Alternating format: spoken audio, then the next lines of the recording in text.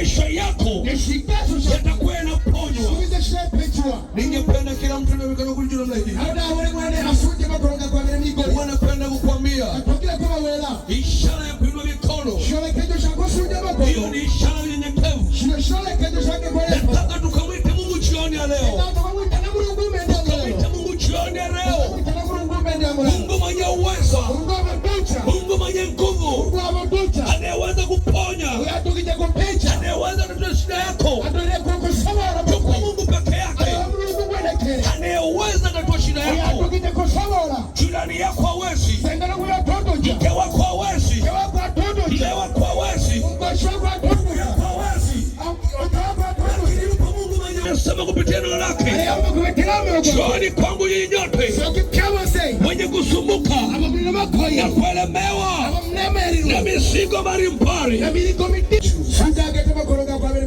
na mtumishi wa Mungu atakuwa naomba.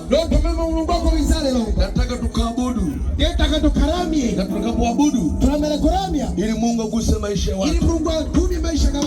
Inua mikono miwili juu. You are the Alpha